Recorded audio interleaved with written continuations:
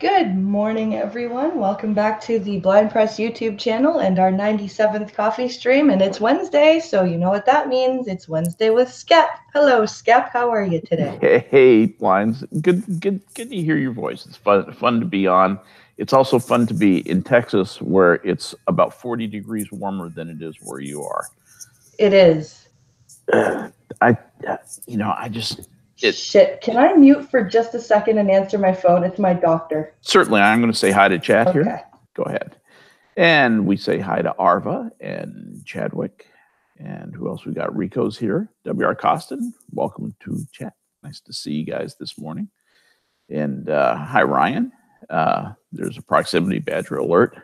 Run for the hills. You know, the proximity badgers are freezing their little badger asses off this morning in Canada, thanks to this polar vortex that the star of Frozen evidently brought down upon us. Hello, Admiral. Nice to see you this morning. And Rambler, welcome to the coffee stream. And Rambler says, I'll just be lurking. Yeah, I know what that's like. I feel like I've done that a lot in my life. And looks like everybody's just kind of saying, hi, I'm cold, I'm waking up, and here we all are. So we have a good crowd here. We got, Rico, Admiral Denusa, we've got Chadwick, Ryan, Arva, and whoever I've forgotten. I'm sorry, W.R. Costin is here. Michelle Franck, CTC, and we are kicking some ass this morning. Hi, Will. Nice, welcome, buddy. Good to see you. Your mother was a hamster, and your father smelled of elderberries.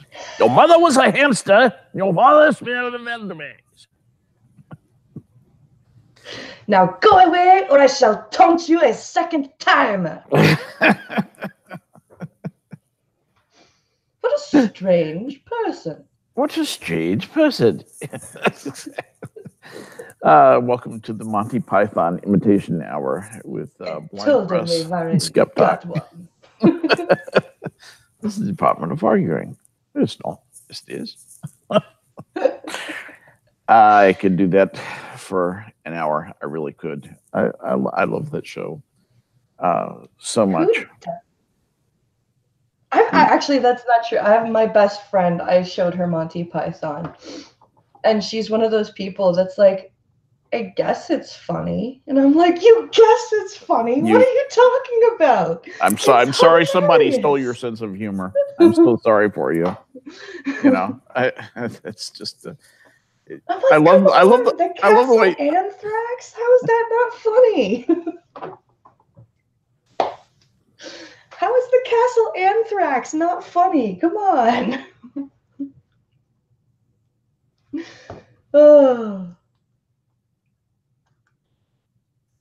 TikTok loves Monty Python. Yeah. Yep. And thought I'd get the correct spelling of my name in there just in case some people think I'm Skep. Talk, Talk, and I thought about doing that because at the time that I came up with the name was really stupid. I don't know if you're into my origin story. It's short and very stupid. I've actually wondered why you came up with Skep Talk. It's always been a cool name for me. So well, I was having an argument with my daughter about my blood daughter, the dental assistant. About the nature of skepticism. And, I said, I take a very skeptical attitude toward things. And she was pointing out, flaws in my argument. And I said, well, if it's not skeptic, maybe it's skeptalk, like TikTok. And I just made that fun. And when I said skeptalk, I just went, I like the way that came off my tongue. And so as a lark, I wasn't planning on doing anything on YouTube, not anything at all, ever, other than having an account so I could, bounce around account to account, log in and so forth. And so I became Skeptic on YouTube. and then Twitter happened to me, or I happened to Twitter. However you'd like to look at it. Yeah. Now 8,500 followers later, I'm Skeptic, and I've got a pretty good, investment in goodwill in the name. So that's cool. Skeptic is what it is. It's a dumb origin story. It was a flippant remark that became a no account YouTube name that turned into my Twitter account that is still small but growing. So anyway, hey Jesse, how you doing this morning? It's a Jesse. Hi. Suddenly a fennec fox appears. And it's a zombie Teddy. Hello, yeah, zombie Teddy. Yeah, zombie Teddy. Man, the autocorrect on phones is like the bane of my existence. I've seen some really funny malapropisms. Yeah. When I was trying to type something in and it helpfully changed it to something else because I made a thumb error. So, yeah, I know exactly what you mean. There's a mouse in my beer. Yeah. I'm just saying, well, yes. Would you like to buy some rubber nipples? I don't know about you, but when Monty Python came into my life, my whole perception of humor was changed. Mm-hmm. It broadened my appreciation for all other forms of humor. It didn't diminish them at all. I enjoy Mel Brooks. I enjoyed the airplane movies. I enjoyed all that. I like silly humor. I like fun, especially physical humor. I think in Monty Python, when the guy is clapping the two coconuts together to make the sounds of the horse. Oh my God. When I realized he's clapping two coconuts together to make the sound of a horse. I thought that was hilarious. And they did that because they couldn't afford horses. Right. It wasn't a gag or anything. They're like, we can't afford fucking horses. No, exactly. What makes a horse noise? and they were doing things like making this sound. Yeah. And they couldn't make it loud enough. No. And so they said, what can we do to make a bigger, fuller sound? And that's exactly what they came up with. Yes. So funny.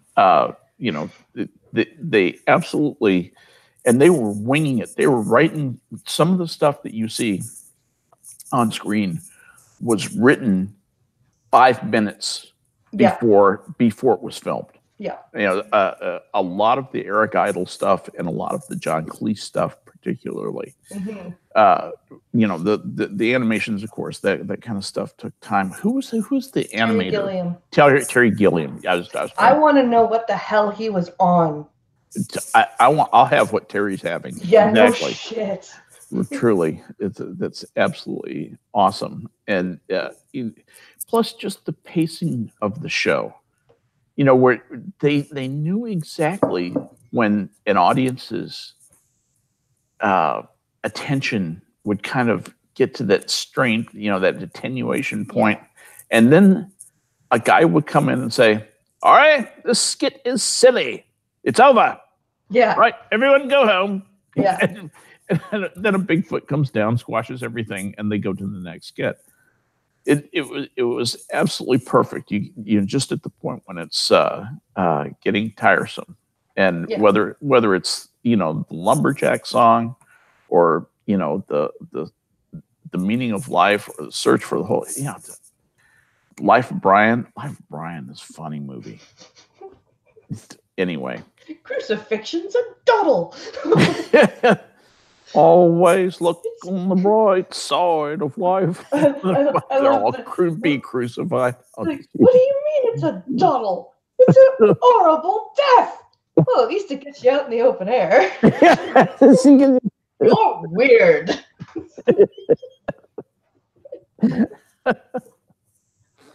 And that's a great song, though. It is. It's just,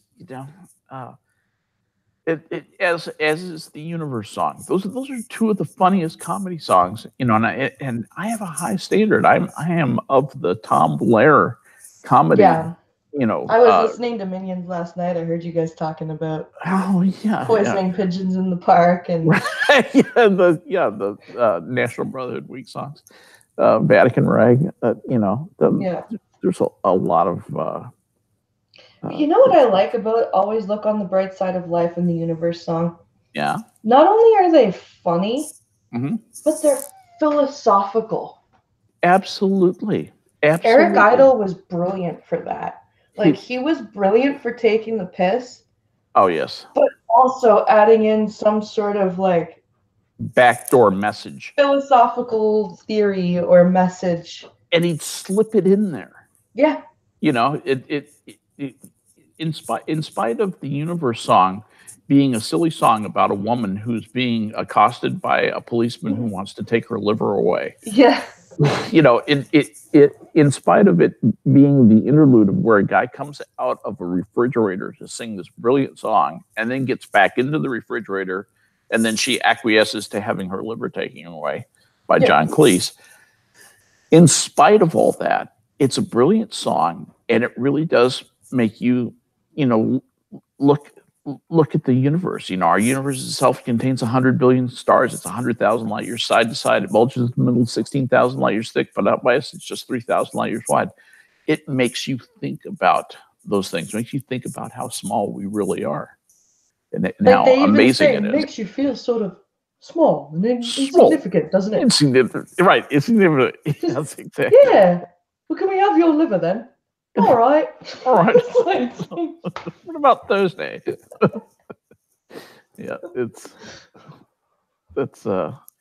yep. And TC comes in and says, I also like the Hitchhiker's Guide to the Galaxy. I think I speak for both of us when I say we do too. Yeah. There's some brilliant stuff in that. You know, don't forget your towel. Always be a hoopy fruit. And the concept of the Vogons, which to me is every time I go to the VA hospital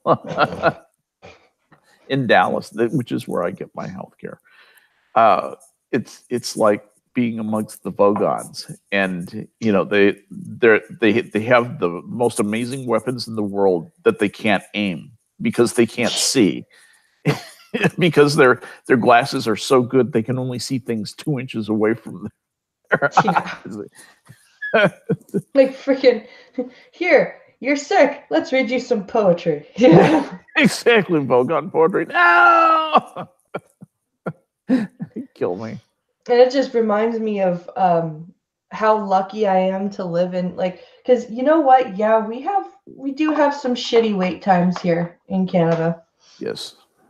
I'm not going to deny that. Well, evidently the ER wait times are amazing. But like I'm in a blind mothers group on a voice messaging like service, so we like leave each other voice messages and everything. And one of them, she lives in Texas as well, just had to take her son to the ER, and like because he had a fever and he was having screaming episodes and all this fun stuff, and they're out. I think she said something like $3,000 or $4,000 because of all the tests they did. Really? And I'm just sitting there going, I am so lucky that I live in a country where if my kid is sick, I may have to wait in the emergency room for 5 hours. Yeah. But if he's got a health card, which he does, I don't have to pay anything. I mean, you've already paid for it, basically. Paid for it essentially through, I've paid for it with my taxes, but you know what? That's okay because it's cranked into your lifestyle and it's comfortable. It's cranked into the lifestyle, and I don't have to sit there and freak out because I've paid for it in my taxes, but I don't have to be like, holy shit, if I pay for this hospital visit, where's the food gonna come from? Right. And that's different from the United States. Honestly, you see a lot of corners cut in the United States, like with the VA. Yeah. I have a slight hypertension problem. It's not deeply serious, but I do have to take something for it. Now, I used to sell antihypertensive drugs when I worked for Pfizer. So I know the industry. I know, and it's very interesting. The drug that I'm on was popular in 1980. Right. I'm on 1980s. They basically practice 1980s medicine because the pills are essentially free. Yeah. They're all generic and very inexpensive, and so they give them to me. Give this to me instead of giving me a modern, updated calcium channel blocker that would be, easier to tailor, that I wouldn't have to take twice a day, and all that stuff. So that's fine. I'm just grateful that I have something, because a lot of people have in this country, in the United States, have nothing. Even Obamacare. I'm sorry to go on a rant here. I promise I'll stop. But let me just get the bit about Obamacare out. My deductible in Obamacare would be $4,000 before I see the first penny of Obamacare. Fuck that. That's an annual deductible that I have to hit. Plus, it costs me $1,000 a month.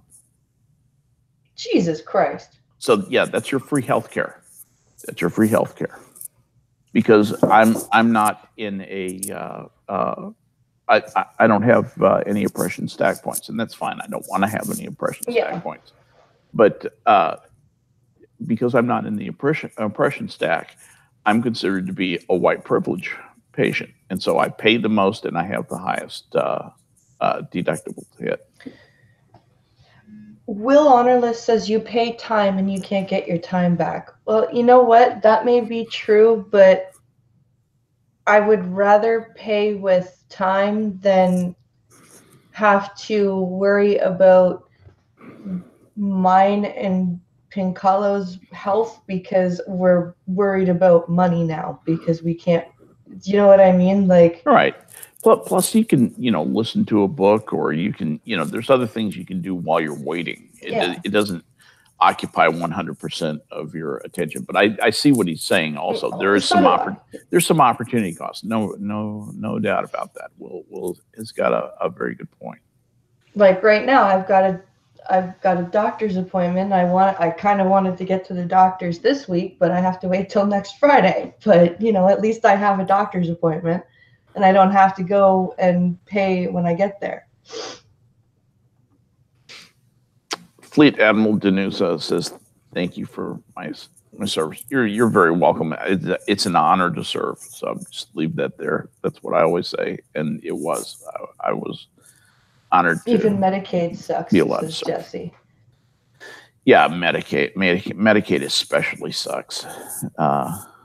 Jesse is understating that. Medicaid is absolutely the worst doctors and the worst care, the worst procedures, and the worst pharmaceuticals.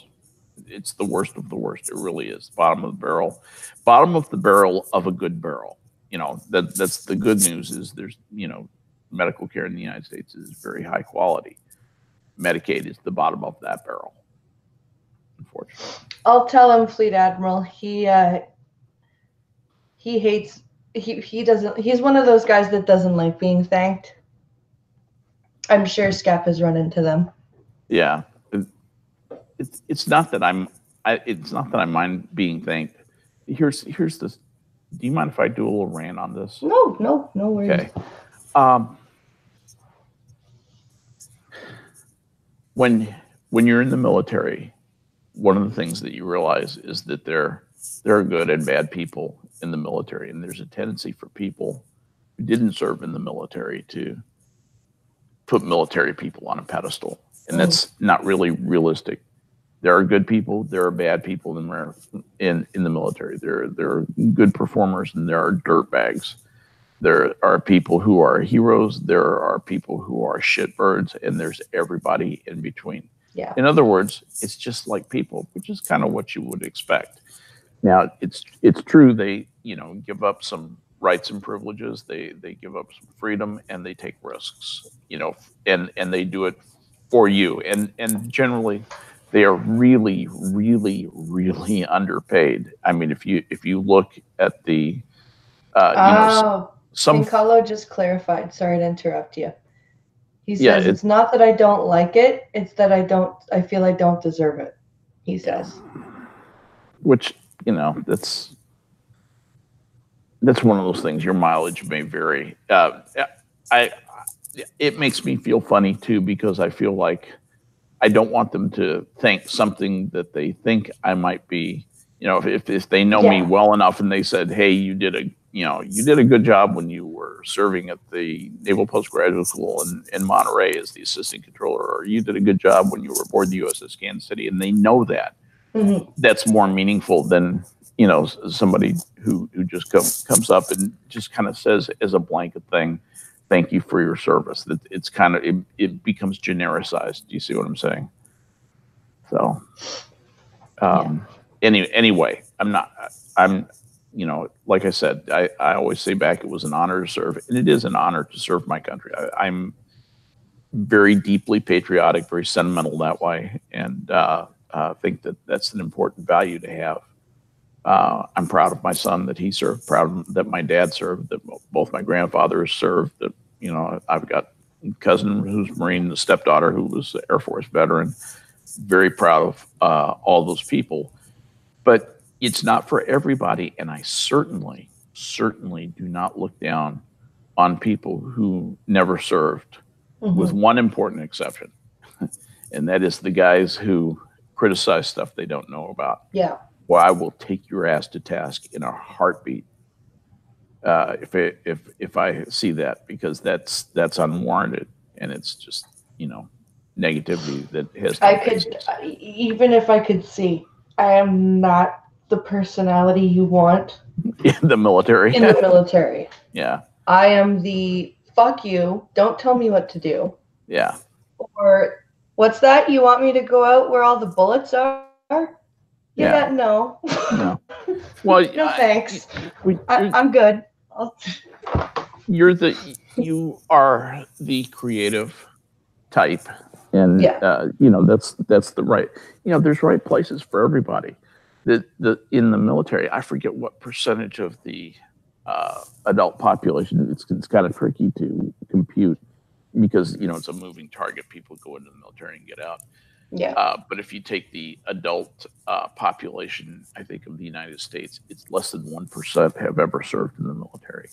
Think about that for a moment. You know, so the military performs a service that, you know, every single person in the United States benefits from, and yet that is done by less than 1% of the population. So there are a lot of misconceptions about the military, and a lot of unrealistic, you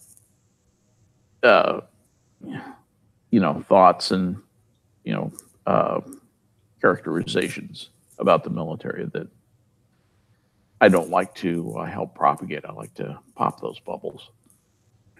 But it's not for everybody, and, you know, it's kind of the proof of it. 99% of the people don't serve, and don't choose to go in.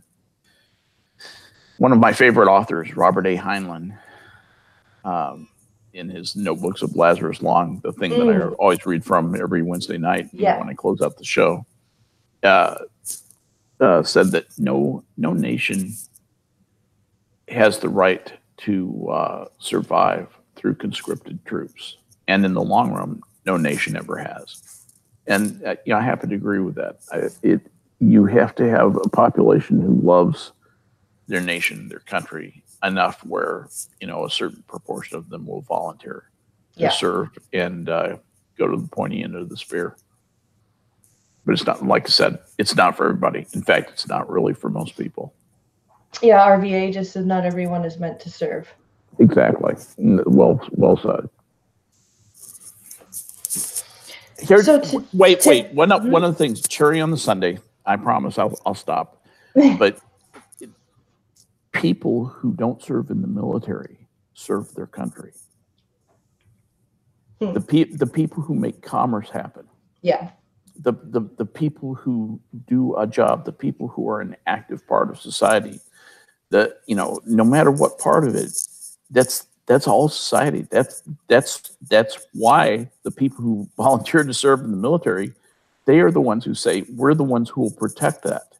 Yeah. In a way, they're really the staff part of it, and the line part of it is the people who actually make society.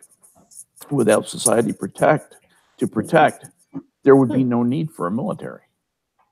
So the important part is not actually the people who serve in the military. It's the people who make a vibrant society. Okay, I'm finished now. I'm okay. So today in Canada, it's called Bell Let's Talk Day. And what that is Bell Canada.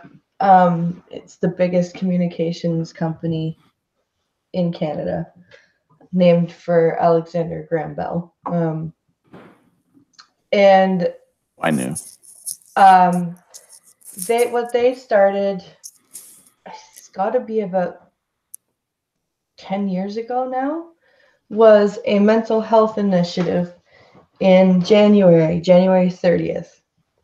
Mm-hmm. And what it's like for Bell, what Bell's side of this is, it's a massive social media campaign where and texting as well, and long distance phone calls. They donate 5 cents for every retweet, Facebook post, text message sent on their network, and long distance phone call made on their network, towards research for mental health and like the causes of mental health problems. Yeah. Like schizophrenia, depression, bipolar, all that fun stuff. Yeah. And it's also meant as a way for sufferers of mental health issues to feel like that they can actually talk about it. So I sent out a tweet. I don't know if anyone saw the tweet today, but I sent out a tweet with the hashtag Bell Let's Talk Day, because that's one of the hashtags that if you tweet it out and it gets retweeted, then there's 5 cents donated for any retweet. I'm headed there right now. So retweeting. It's done.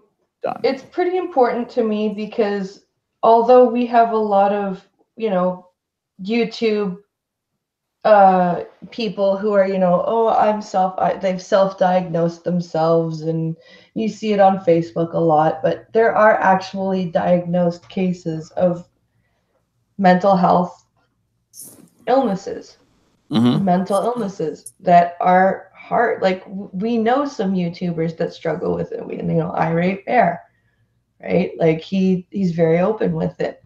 Sure. And I try to be as open with it as well with me, because I suffer pretty badly from depression.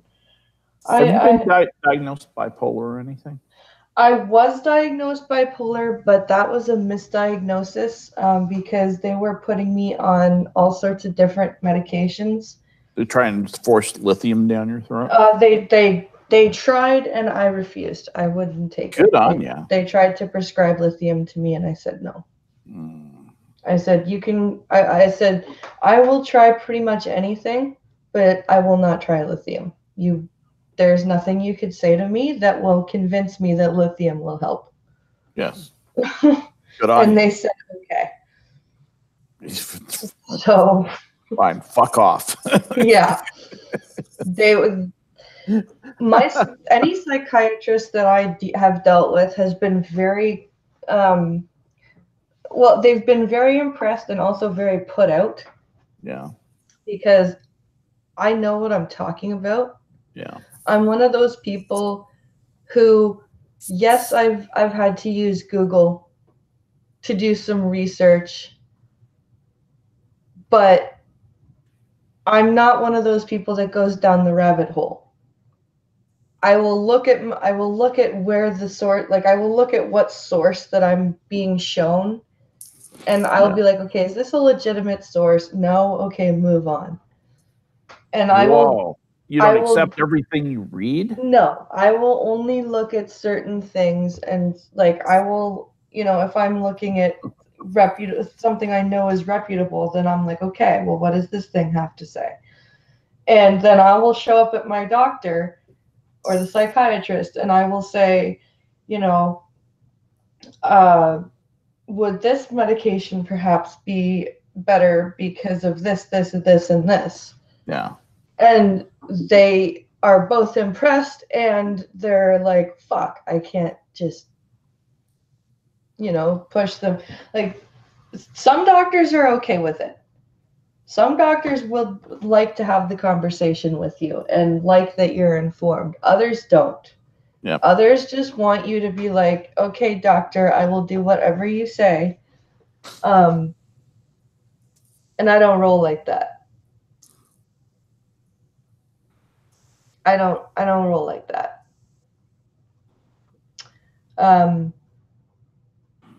I find that in order to have good health care, your doctor needs to be willing to listen to you, and you need to be willing to listen to your doctor, but you also need to be able to ask questions. And if your doctor's not going to let you do that, well, then, like, my old doctor was like that. It was just do what you want, or just do what I tell you. You know what I mean? Like, yeah. I have horrible back pain that I've had for years and years and years, and her solution was, oh, just take Tylenol, just take Motrin. Right. I had to fight tooth and nail to get an X-ray and an MRI, but unfortunately, it didn't show anything. Which proves that it's all in your head. Oh yeah. Your pain isn't real. No. Because we can't see it. Yeah. We haven't done our job, so your pain isn't real.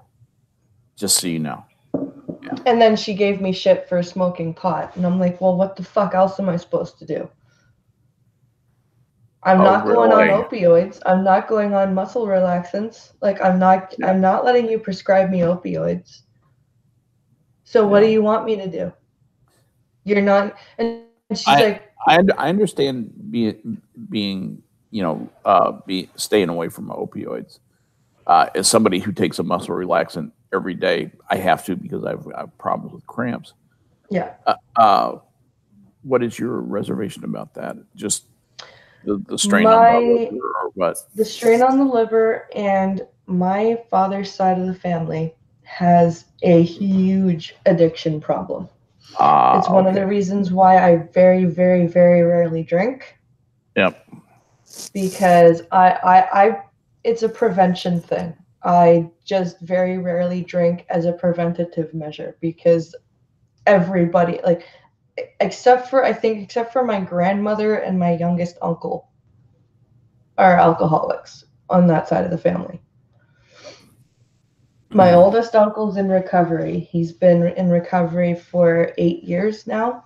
Sweet. But he also is a heroin addict. And when I say is, I mean he's been in recovery for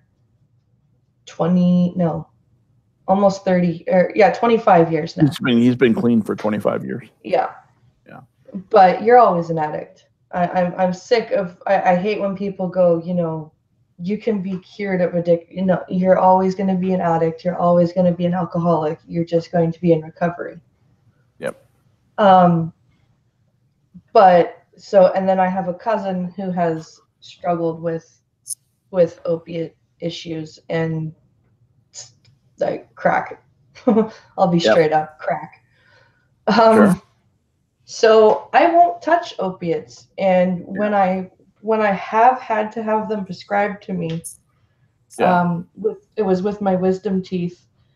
When I had them extracted because they were impacted. I mean, don't be afraid to take them when you need them. Just be sure there's a stopping date. Exactly.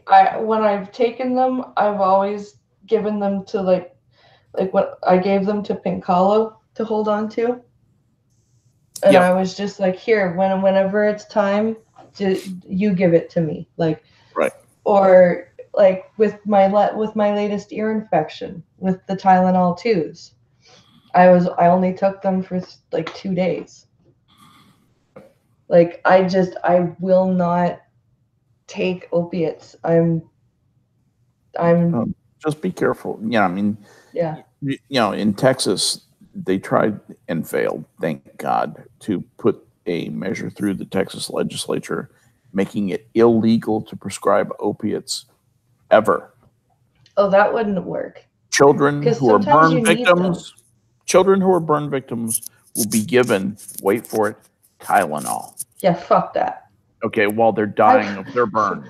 Dying of their burns. No, thank you. You know, squealing in pain, the little children, but because the legislators need to signal their virtue. I was very pissed off about that. You know, let doctors have some discretion there, but doctors need to show more discretion than what they've done. They've overprescribed them. I agree. There has been overprescription, but you can't just not prescribe them. Exactly. There is a reason that they were invented. And Eric Bolling going on Fox TV and saying it's been proved that they don't work.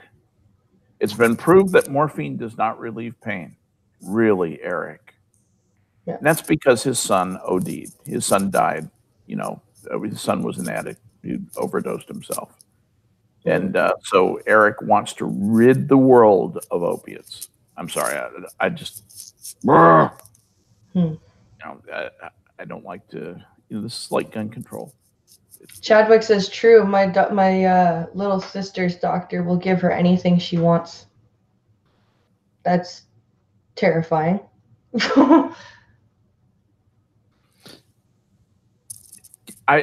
I'm having a side conversation with Arva in chat. I don't know if you're interested in this. It turns out I was a young supply corps officer, and he spent 20 years as a storekeeper, as an SK. Those are the guys who run the supply business in the Navy. All the supplies, all the reason the ships run, the reason troops get deployed, the reason ammunition and weapons get deployed to where they need to, oil, food, everything, you know, consumables, everything that are needed is touched by an SK. And that's what Arva did for 20 plus years in the U.S. Navy. So my respect. I relied on those guys. Those guys in GSK, I had so much respect for. That, Real quick, RBA says, I've been in recovery for 20 months. He was telling that to Duck Dog. I just want to say, good for you, dude. Good on you. You know, I'll have 15 years in April. Awesome. Yeah, clean and sober. So yeah, I had a drinking. I had more than a drinking problem. I'm a drunk. I'm a drunk. And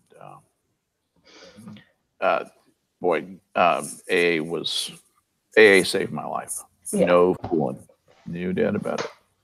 So I don't know if you were listening to Monkey's stream this morning, but I was not. They were talking about what makes a hate crime, because there's been a whole bunch of different crap all over the news saying, like, talking about hate crimes. So that's why the title of today's stream is what makes a hate crime, because I don't think there should be hate crime laws, because most of the time, if you're going to murder somebody or beat somebody up or, you know, rob them, you're not doing it because you like them. No, not always. I'm pretty sure you're not gonna. You're like, hey, you're a really good dude. Let me stab you in the gut. Right? Like, really? I don't. I don't agree with that. Like, people who are, and people will say, oh, well, blind, you're disabled. You know, what if somebody, you know, no, it's a very hurt subtle... you because you're disabled? And isn't that a hate crime? Well, no. It's a subtle kind of way to say that this person is more important than these other people. Yeah. A black person being killed is more important than a white person being killed. And we're going to honor that by calling the crime something different. And we're going to sentence the perpetrator to more time in jail because we value the black people more than the white people. Okay, that essentially that when everything gets done, that's what's really going on. Yeah. And it's wrong. Just enforce the laws that are on the books. But for some reason, there are a group of people who believe that society can maneuver things so things will be, in their minds, quote, more fair, end quote. And those are usually weak-thinking people who strangely have the same vote that intelligent people have. But don't get me started. I think there ought to be an IQ test for voting. I really, truly do. Yeah. It should be for smart people. And it doesn't have to be very smart, but you have to be more than, just a body that is being manipulated by... Can you do double-digit multiplication in your head? Yes, you may vote. Well, yeah, or, can you spell cat without being spotted to see? Because some of these guys that are being run in there, especially by the Democratic Party, especially in the wards in Chicago, for example, they have school buses full of these guys. They're being driven down to, and there's, you get your $10 if you mark the D.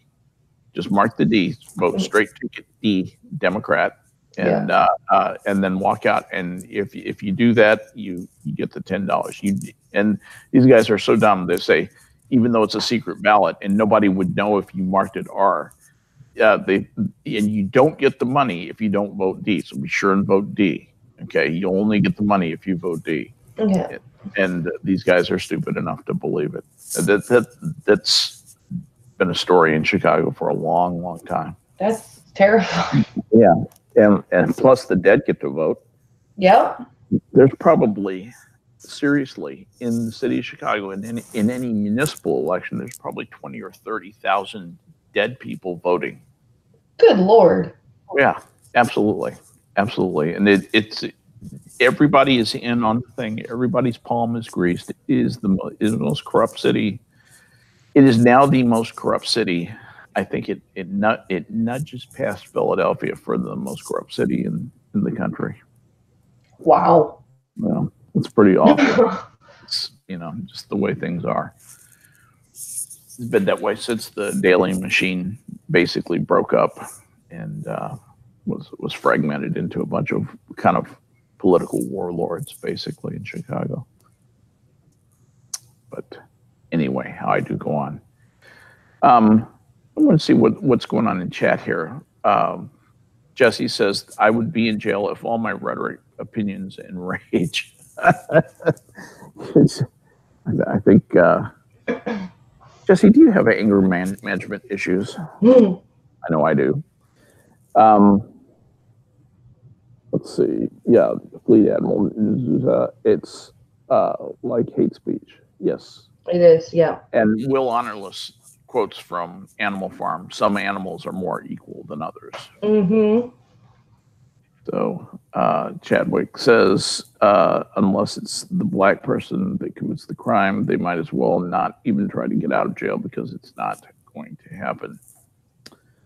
Yeah, it depends on the municipality, I think.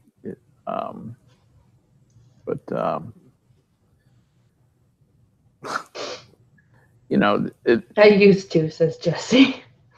Yeah. I refused to smoke cigarettes after seeing my grandparents quit and still got cancer and emphysema. Yep. Both of my grandfathers died of one from lung cancer and emphysema, the other from emphysema. And that's both were how my heavy. mom's dad died. She was 12 and he died of emphysema. What I remember, both grandfathers, both on oxygen. Yep. Both with oxygen tanks, and they still smoked. They continued to smoke, and they had to be careful to not smoke around the oxygen. Because it would catch on fire. Yeah, burn the house down. It really will. It's amazing thing. So, my great-grandmother well, she was a foster grandmother. She was on oxygen because she was a smoker, but she quit, thankfully. But when she got emphysema and went on oxygen, she quit. Wow. But she was this old French lady, old Quebec French lady. Well, and Grandma Rose, she was... Quit before. Please quit before. I love Jessie. I learned to control it, but I periodically hulk out in a berserker rage. Love it, Jessie. And knowing Jessie, I just kind of see that, kind of in a Godzilla tear down the city mode. That's funny.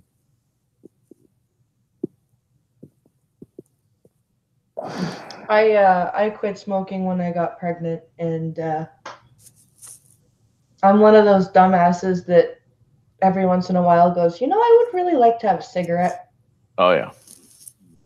I haven't caved, and I haven't had one, but I still, every once in a while, I was like, I would really like to have a cigarette. Yeah. I don't think that ever leaves you. Once you've been addicted to nicotine, I don't think that feeling ever completely leaves you. Both my wife and I are former smokers. Yeah. And occasionally, visits. The nicotine fairy visits. Yep. And I'm still strong enough to say no to the nicotine. Brenda vapes. My wife vapes. Okay. This is talk. But I quit. When I quit cold turkey. I mean, just literally walked away. I couldn't quit cold turkey. I wasn't a nice guy for about a week or so. Oh, see, for me, it was, I could get over, like, I was a bitch, but I could get over the 3 days. It was the 2 weeks. Yeah. At the 2-week mark, it was like, give me a fucking cigarette. Right. Right. It was weird. Yeah, you really play some head games with yourself. I do. With quitting smoking. So you got to do what's right for you. I have absolutely no judgment to levy on anybody about quitting smoking. Just do what's right for you. And even if you continue to smoke, so yeah. Pot helped. Pot helps everything. I don't think I would have been able to quit cigarettes if I didn't have pot, honestly.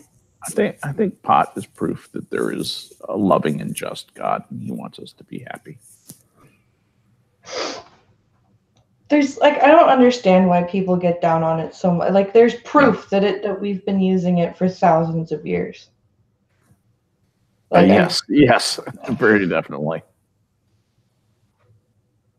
Like, if you go to, you should see the Indians. Dot or feather. Dot. They like hashish. They're always. Oh yeah. Always smoking hash. Yeah. Well, the Middle East, from Turkey on through Arabia, that's where the word assassin comes from, is hashish. And and the assassins were the Arabs who, they get all jacked up on hash, and they'd do anything. They'd go in battle and just. I just don't see myself fighting on hash. Well, they were probably jacked up on various other things too. But, hash on its own, it's like. Yeah, let's mellow out and listen to some music. Yeah. How about a sandwich? Yeah, anyone got a sandwich or a chocolate bar handy? Right. Where did my feet go? Exactly. Feet are really cool, They're like leg hands. Yeah, you can really feel your toes. Yeah. I remember, I used to do a lot of acid. Did a lot of acid in college because I was making it. And I trusted my own cooking. And I remember one of the last times I did it, I was down in Evanston with a bunch of my fraternity brothers, and we stopped, and we were outside a record store. We were going to go in, and there was a dog. You know, the dogs weren't allowed in stores, so people would just, you know, put a lead like around the parking meter, and the dog was just sitting there. And I looked down at the dog, and you know, my real name in real life is Frank, and the dog looked up at me and said in perfect English, "Hi, Frank." I said, "Hi, how you doing?" And then I heard my fraternity brother say, "Dude, you're talking to that dog." And I said, "I know. The dog's talking to me." "Dude, do not say that shit." I remember them pulling me away and back to the car to get me because I was talking to the dog. We had a perfectly normal conversation with the dog, by the way. It was very pleasant. That's hilarious. And it was just as real as it could be. So, yeah, I pretty much decided that I was baking my mind. Yeah, I think I'm done now. Well, I remember thinking that I had to just choose a couple of vices and stick with those. And I said, you know, alcohol and pot is enough. And so I did that. Unfortunately, alcohol got out of control. My friend, my uncle Kenny, when he was stuck. It's his first name, so it's okay. Yeah. I'm not gonna give out the last name, but when he was dealing with his recovery, he locked himself in the house, right? So he was just, you know, keeping away from all of the people that were doing all the things that he was trying to stop doing. And then he realized he had a crush on Lisa Simpson one day. And he went, "She's hot. I think I need to get outside." Yeah, when you're crushing on Lisa, this is probably a time to rethink your life. Yeah. Oh, me. Simpsons have really permeated, though, our culture. They really have. I'm so sad that they caved to that stupid guy who wanted to voice Apu. Yes. And they said no. So they got rid of him. Yep. That was when I was done with The Simpsons. Unfortunately, I've walked away. And not that I was watching it that much, but that, you know, won't support so anything. I was looking at my DMs, and it's Rambler. Hi, Rambler. Hey, Rambler's here. Yeah. So is Maniac Man, by the way. Oh, hi, Maniac Man. But Pincalo sent me this story, and I don't know if you've heard of Omar Khadr. Welcome back. No. No, Omar Khadr is. He's big name in Canada because he was that child terrorist that went to Guantanamo Bay. And I don't know if the American media covered it, but he was put in Guantanamo Bay because he was 15 and he was with his dad, and they were like committing terrorism, acts of terrorism, but they were Canadians. What's his name? Omar Khadr. Kotter? I can't remember how to spell his name. It's Yeah, it is. Okay. Khadr. Khadr. Yeah, Khadr. All right. Anyway, Google last night Pincalo sent me a story that says Google, people furious at Google for saying that Khadr was a Canadian soldier. And I would be too. I am. Wow. Okay. Omar Ahmed Saeed Khadr is a Canadian who was detained by the United States at Guantanamo Bay for 10 years from the age of 16, during which he pleaded guilty to the murder of Sergeant First Class, U.S. Army Sergeant First Class Christopher Spear. I remember this. He later appealed the conviction, claiming that he falsely pleaded guilty so that he could return to Canada. Khadr sued the Canadian government for infringing his rights under the Charter of rights and freedoms. This lawsuit was settled in 2017 for a $10.5 million US dollars, $8 million payment and an apology from the federal government, and rights to have sex with Justin Trudeau for 4 years. Born in Canada. Seriously. Khadr was taken to Afghanistan by his father. Anyway, it goes on. The guy just had a grim life, and he's released.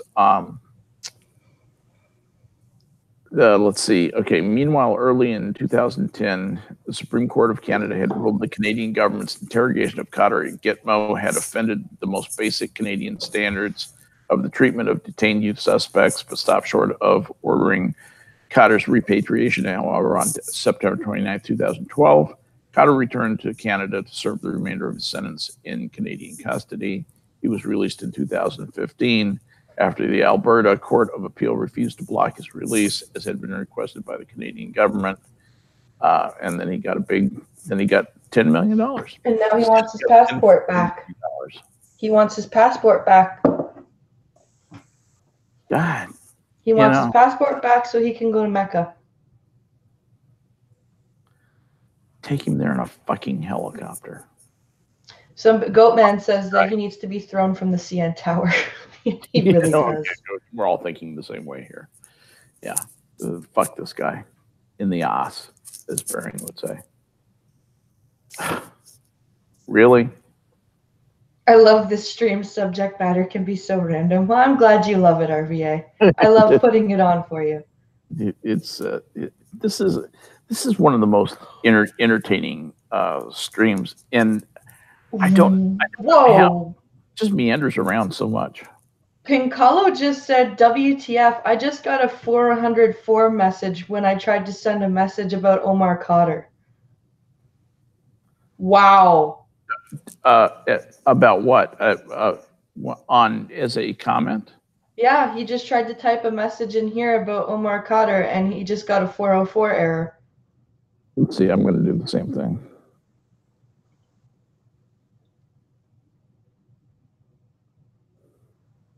Oh, hi, Michelle Prong. How are you, buddy? Yeah, I just typed in Omar Khadr is a great guy test message, and it went right through. It did not get pulled. So it hasn't been... it had to have been disparaging then. Okay. We'll do Omar Khadr. O-M-A-R Khadr. Khadr is a murdering terrorist. Okay, let's see what do we think about that. See if murdering terrorist is bad enough. No, it worked. Yeah, still there. Yeah, it's not being picked up. Pincalo, interesting.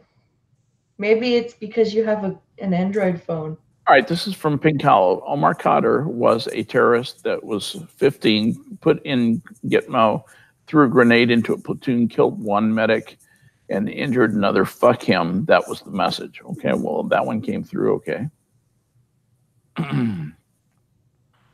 So there you go. Omar Khadr like to fuck goats. And there's actually pictures of that evidently, so good on him. Yeah, it's the goats are nervous. The goats in Afghanistan are getting nervous, or in Saudi Arabia are getting nervous if he gets his passport back. Omar, the goat lover, will be on the loose. He says, Chadwick says YouTube bots must be smoking crack.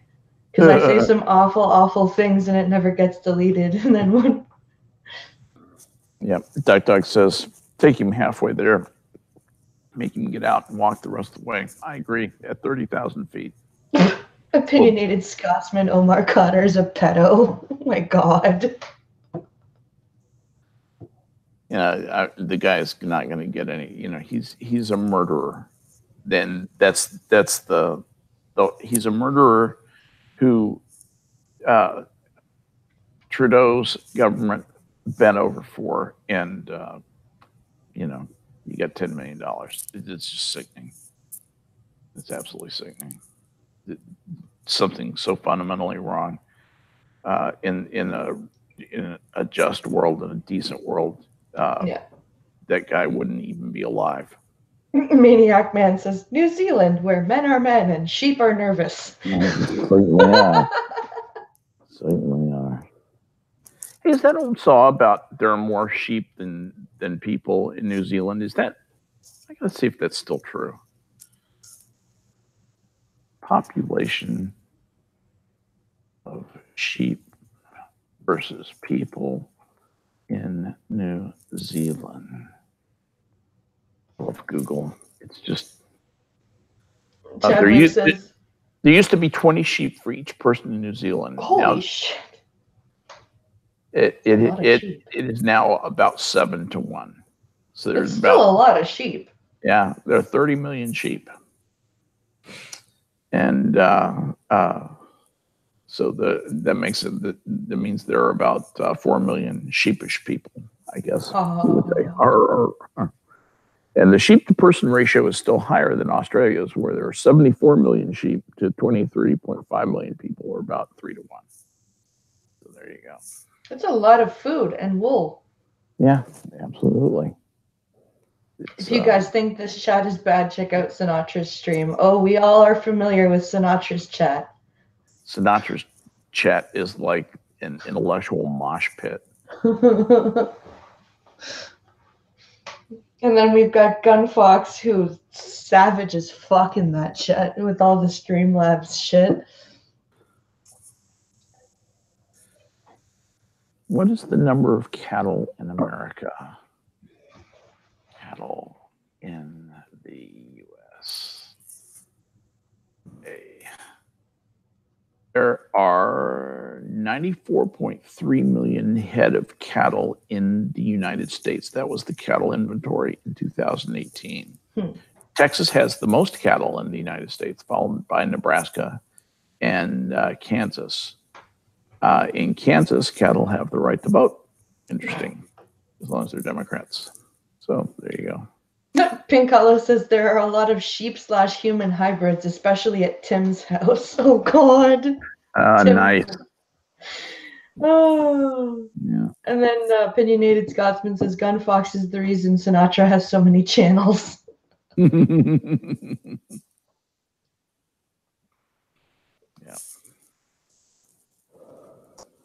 The man of many channels. Complicated guy. With an amazing voice. Jesse says, you know I can be savage when I can afford it. Yes. Yes, you can. Oh, holy shit. My back is killing me today. I'm having a monkey day. Oh, no. You're not smoking enough pot. No, I'm not, actually. Yeah. Let's remedy that. Let's get high. Yeah, we just can't do that in. It's legal here. Yeah, come at me, YouTube. I'm not breaking any laws. And that's the thing in Texas. You know, the same thing is absolutely legal in Colorado, which is a hop, skip, and a jump away, and it's basically legal in New Mexico. They don't no municipality enforces the pot laws in New Mexico, and you cross the line to Texas. And first offense is a year in jail. First offense possession, 1 year in jail. And that's crazy. Yeah. It's a plant. It's a plant that Baptists don't like. And yeah, it's. Yeah, well, guess what, Baptists? I don't like your fucking snake charmy ways. So fuck off with that. Yeah. And, I don't like that you give children poisonous snakes, and if they survive the snake bite, then they're obviously touched by God. Well, if they have enough faith, they'll survive. You know, because it'll be like Daniel in the lion's den. He had enough faith, so the lions didn't eat him. I'd like to see those guys with a bunch of hungry lions and just see how many of them had enough faith. Yeah. I lose my patience sometimes with the fundamentalists, the crazy fundamentalist cultists. I mean, in point of fact, most Christians are basically very nice people with, good instincts, and they're decent folks. The fundies, boy, I wouldn't give you 10 cents for them. They're Man, they're mean-spirited. There's a joke Robin Williams did in his second to last special. Monologue. Yeah. It's live on Broadway, or not live? Yeah, live on Broadway. And it's, the Big Bang. Couldn't that be a, metaphor, for, God creating everything? Or, couldn't that be, just a metaphor, creation and Big Bang? No, God just went click. Right. Or no, sorry, let there be light. Let there be light. Couldn't that be a metaphor for the Big Bang? No, God just went click. He's just talking about the fundamentalists and what they believe about how God created the world. And the problem is as science gets better, God's magic gets greater. Okay, because God knows the names and understands everything about everything. Well, that's very interesting. Yeah. So God is not subject to the Heisenberg uncertainty principle, whereby you can not know the exact position of a particle and know its velocity. God can know both. How does he know both? Well, he has to be able to measure it, right? No, God just knows. Well, how does he know? Does God use the physical things in the universe to know what he knows, to do what he does? Is he subject to those restrictions? No, God can do anything. He's an amazing magician, and there's a whole set of physics that's outside the universe that looks like magic inside that just makes things happen. Yeah. Okay. Then why did he go to all the trouble to make these really complicated processes of matter and gravity and the way that particles and mass and energy interact? Why did he go to the trouble of having all these complicated rules if he could do it that way? Well, God's mysterious ways. Okay. Yeah. All right. Stretching credibility. Tink, tink, tink. And mine just went snap. And it broke. And it broke me. I couldn't maintain the fiction in my brain anymore. So here's an interesting headline.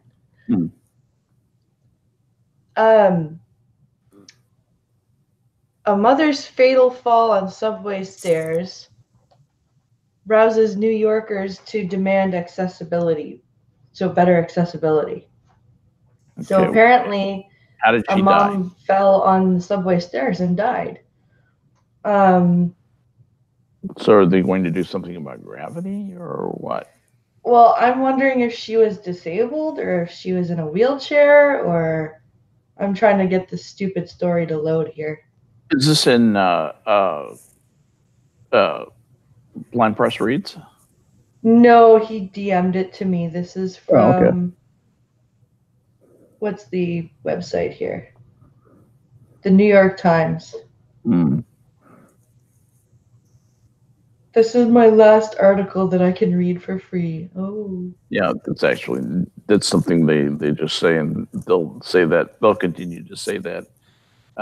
It resets it seems to reset about every 2 weeks. Yeah. Continue, damn it. Hurry up. No. Fuck you. I just want to read the story. Give me the story, you bastards.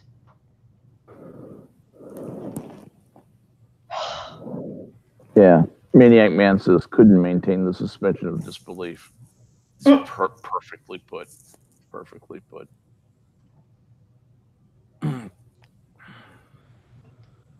So. Oh, fuck off. Come on. I just want the fucking story. So this is from July 26th, so it's a bit old. So, yeah. So it says, for disabled subway riders, the biggest issue can be getting to the train, which is true. Okay. Where's the fucking story? Sorry, Pincalo, I'm trying to read the story, but it's not letting me read the story. Is this the one that it's about Malaysia Goodson? I think so, yeah. Her 1-year-old daughter, Riley, was nestled inside. All right, Malaysia Goodson entered a Manhattan subway station on Monday night pushing a stroller. Her 1-year-old daughter, Riley, was nestled inside. Ms. Goodson, 22, of Stamford, Connecticut, had brought her along on a shopping trip to the city. Like so many New York City parents, Ms. Goodson faced a familiar but perilous challenge, hauling her stroller and daughter down the steps of a station that, like most stops in the city's creaking subway system, had no elevator. There was no elevator at this. Okay. Yeah.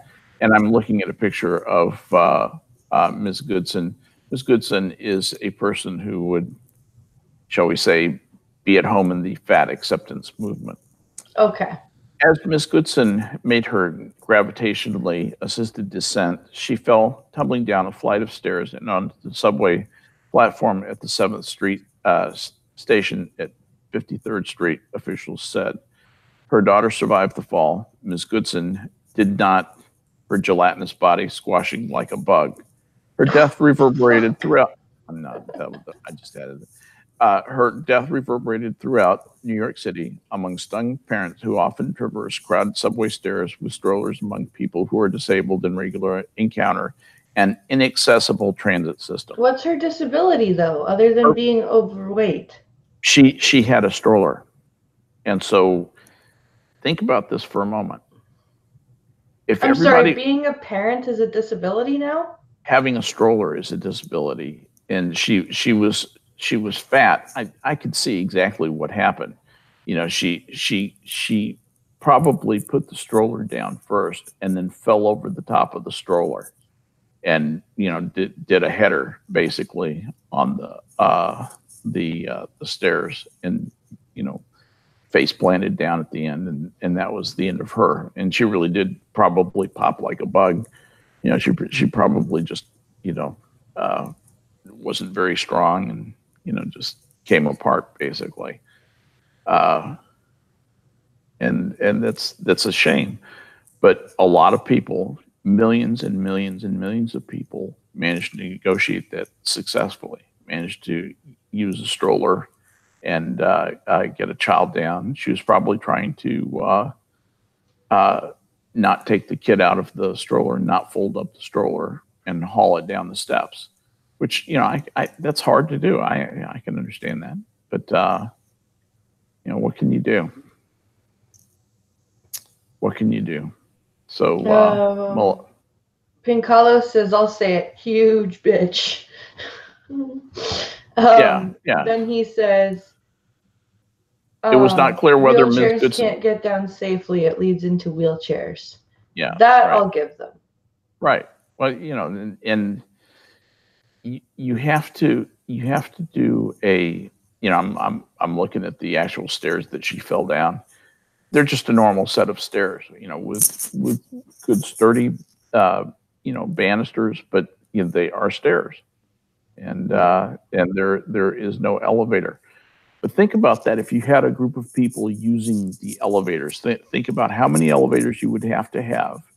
You would have to have maintenance for all those elevators. You're talking about a, you know, very complex and very expensive thing to make the subway stations more accessible. Probably be better just to close the subway and not have subways at all if that's what they're going to do. I mean, Cracked says respiration will be a disability soon. Yeah, exactly. I'm alive. I'm disabled. We're you know. And I mean, like, as somebody who is disabled and has to use a cane and pull a stroller, like, I wouldn't want to use the steps. Like, I wouldn't want to use a subway. Especially if there's no elevator. But, I mean, there's got to be a safe way to do it.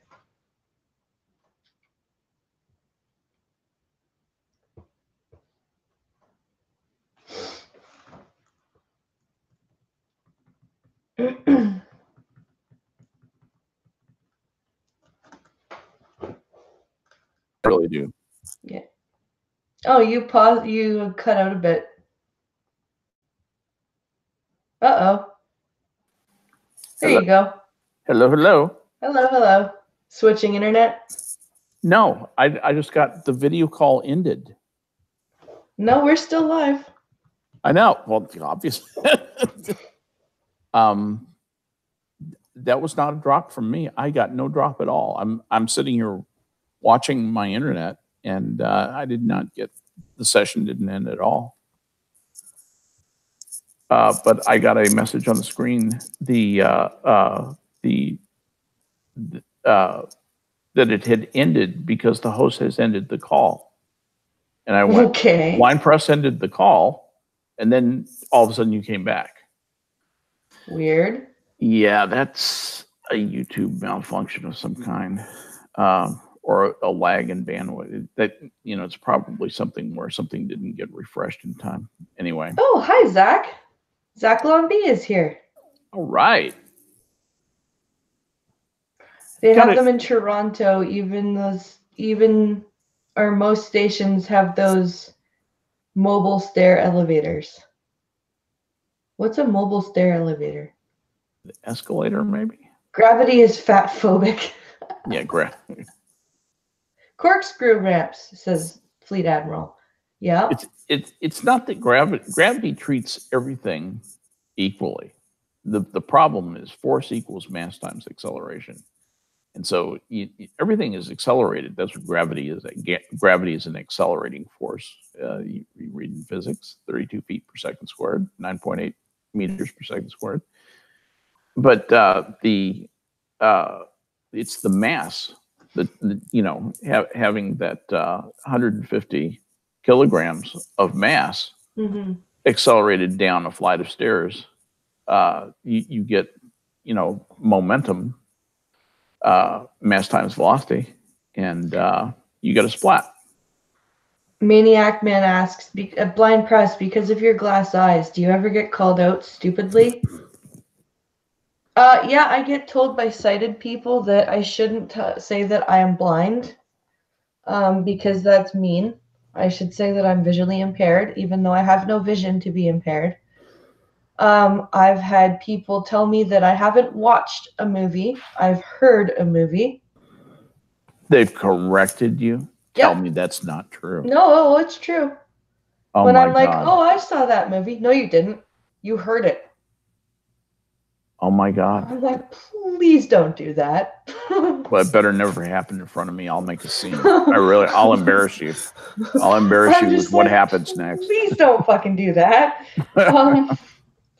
I had, in high school, I had a boyfriend for all of a month who would like freak out every time we were walking to a curb, and he got offended when I told him he didn't have to do that, and he just needed to, like, I would feel him step off the curb, so I would know to step down. It was fine. He didn't need to stop and go, wait, there's a curb, don't fall off. Like, that's what he would do every time.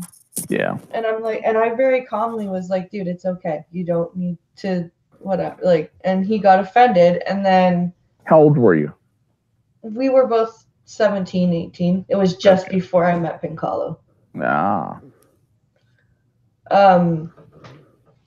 And he also got mad because my best friend then took him aside and told him the same thing. Yeah. It's people who get offended when you try to tell them how you can help them, like how they can help you. Yeah. When it's like, thank you for your help, but that's not helpful, but here, let me tell you how you can help me. Well, fine, I just won't help you then. Well, fuck you. Yeah. The maturity of an 8-year-old. Nice work. Nice work on your life. Well done. Fail. Life fail. Like, we had to explain this to Pincalo's father a lot, because he would overreact. It, like, he got offended because there was a guide dog on a bus, and they were going to eat something off the floor, and he nudged, like, he, took the food out of the dog's reach, but the handler was like, I bet you the handler said, "Thank you, but I can handle it." Yeah. But he related the story to us as, "I got yelled at by the owner, and I was just trying to help the dog," and blah blah. And I'm like, okay, but you can't interfere. I know you want to help. Yeah. But you can't. Like, Pincalo and I were very calmly trying to be like, you can't. You have to let the owner do it, because you're going to confuse the dog. Yeah. Oh, you just don't understand. I was just trying to help. We understand that, and I bet you the owner understood that, but they were probably trying to tell you that they had it under control, and they were, "No, that wasn't happening. You weren't there." Oh, okay, fine. Yeah.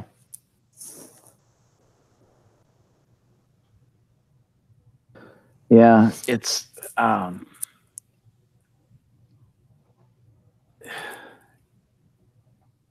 holy like crap, I love the scientific rewording of mean jokes. Can I borrow your friend for banter rants?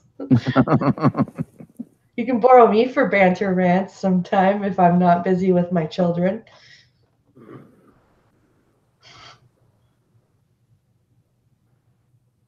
Let's see, Will says, "See, I don't have that problem. That's because I joke about my disabilities more than everyone else combined." I didn't know Will had disabilities, but the best thing that happens to me, the funniest thing that happens to me, is if I, like, accidentally walk into something or trip over something and I'm laughing. Yeah. I've had people actually almost in tears for my sake, because I've, walked into something or tripped over something, and I'm like, "Oh, that was dumb," right? And they're just sitting there going, "Oh my God, are you okay?" And they're like, almost like, you can hear it in their voice. They're trying not to cry. And I'm like, "Yeah, I'm fine. I'm laughing at myself." "Are you sure you're not? This would be so embarrassing." It's a combination of their own terror at the thought of being blind. That's really what that is that's an expression of fear, I think. It's just a theory, but that's what I think it is. I have a little puppy that has got to be taken. We're in the midst of potty training, so I'm going to have to leave you for just a moment. No I'm worries. so sorry. Go take care of Chloe. Back. Poor little Chloe. We'll take care of Chloe before she explodes. A doggy cam, after she's relieved of her problem. I'll be right back. I'll talk to chat. Let's see. What's chat saying? Stop, please, just stop.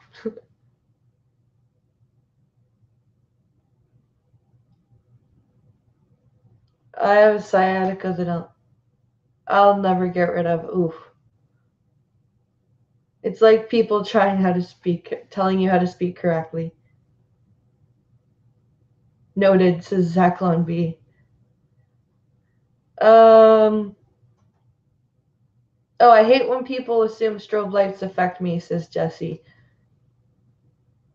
They could have just told the handler what was going on. Yeah, he could have. Yeah, that's what we said to him.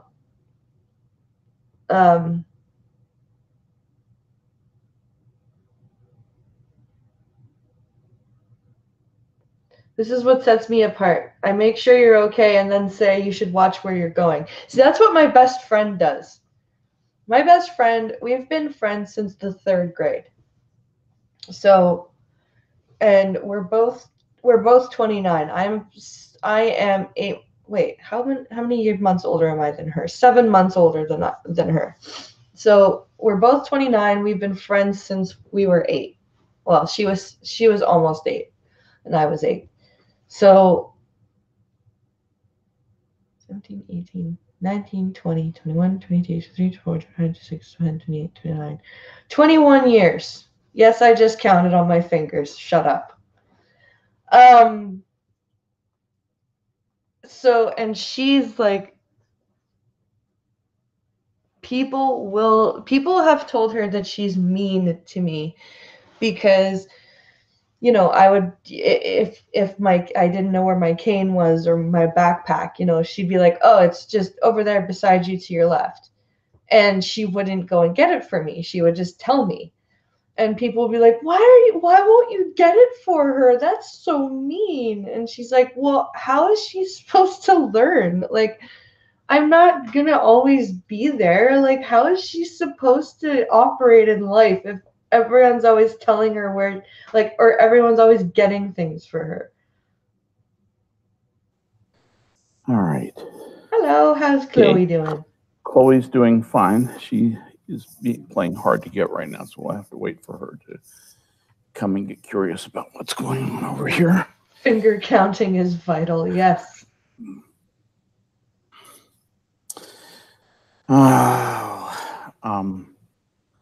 What's going on in chat? Qu'est-ce que c'est? Qu'est-ce que tu fais? Qu'est-ce que vous faites? We've got, I'm 7 months older plus years. Oh. Meet best friends are the best, or wait. Mean best friends. Mean best friends are the best friends. Yes. I don't know about mean. Well, she's not mean. She's just like hateful mean. You know? She doesn't do. She, like, I was just telling chat that people used to tell her that she was mean to me because she wouldn't go and get things for me. If I asked her, you know, hey, where's my cane? She'd be like, it's over there to your left. And why won't you just go get it for her? That's mean. And she's like, well, how's she supposed to learn? Right. You know, that's a true friend. That's a considerate friend. She's the one who taught me my print letters. Really? She taught me how to write because my my Braille teachers and my classroom teacher were like, no, you don't need to learn how to write. You're blind. And I'm like, well, how am I supposed to sign things when I grow up? And they're like, just make an X. And my friend and I were like, yeah, no, that's not okay. So, like, I don't know I don't know how to handwrite, but I can print all uppercase letters. And I can recognize some lowercase letters. So you've never learned cursive writing, though? No. I mean, not there would be a lot of point in it right now. But you know, my grandkids, except for the fact that I teach them, would not be learning cursive writing. You want to know something that's sad? What's that? I taught my sighted sister how to read an analog clock before she went to kindergarten. Nuh-uh. They have never learned how to read. She said, I keep asking her, I'm like, so have they did they ever teach you the clock in school? No. They don't teach it now. Yeah, I had to teach my grandson how, and it was painful. He really strained to understand the analog clock. That's why I taught it to her before she went to school. Yeah. Because we had, and what happened, the reason I taught it to her was because she was about 3 years old, 3 or 4 years old. I think she was 3 when that big blackout happened. The one that the one that hit like the whole East Coast, up in like in the States, in Ontario and in Quebec. Wait, how long ago was this? That was 2003. Okay, I know what you're talking about. Yeah. I think. 03 or 04. Around then. Something like that. You know. So not like we had, and my mom had some analog clocks. And so by the time it must have been a little bit after the blackout, because she was only 2 when it was the blackout. But before she went to school, I made sure that I showed her my mom's analog clock and how to read it. And I know how to read an analog clock because my grandparents, when I was younger, well, my grandpa still does it, and everyone tells him, you don't have to do that now. She's grown. She can find her own food. But when they would put my plate together, they would be like, okay, so your meat, say, is at 12 o'clock at the top of your plate. Salad's at 2 o'clock. Your salad's at 2. Your potatoes are at 6. Your vegetables are from 9 to 7. Yeah. So I've like, and then when we were in school, we still learned the clock.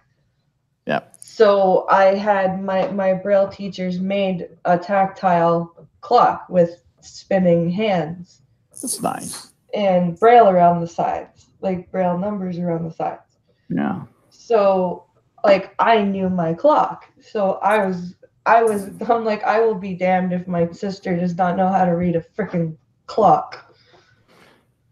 And she's told me, she's like, I'm one of the only people in my group of friends that can read an analog clock. Yep. You know, something I've noticed again and again, I don't know if this is a Texas thing, but since I have taught myself the rudiments of Braille, you know, just the, you know, basic letters, there are a lot of misspellings in Braille. Yeah. When they do the Braille, they don't get it right.